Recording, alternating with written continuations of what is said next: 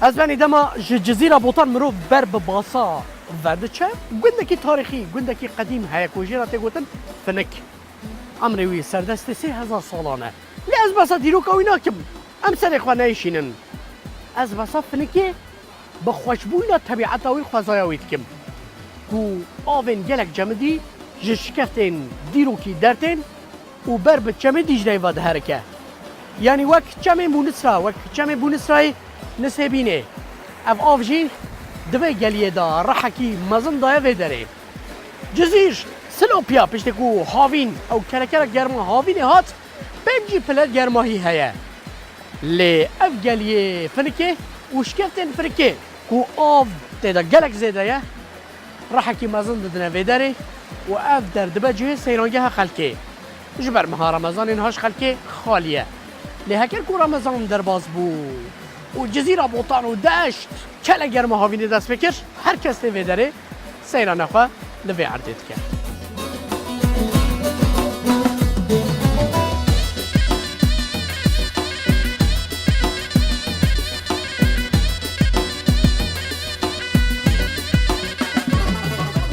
شکفتکی کور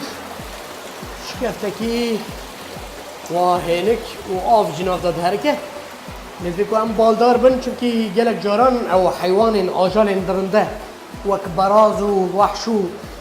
هرچ تین کمینه باندران یعنی قد برده خفت کنم قد برده داد بشیرن و کون بیدن لبگد دفنکی چاوا مجوارا بحث کرد آم جناف بان شکفتین دیروکی و هاد هرکه یعنی حتی کدری اف ری و ریگه ده چه براستی زحمت چوینا بیداره لیبلی اف آوا جمدی و کم گوت جوه دارید هرکه یعنی هر زده 30 درجه 30 پله گرماهی دنا واشکفت داده چید مجبر که آوا سارج بینه جای گابارته و اف آب هنکایی که زده ده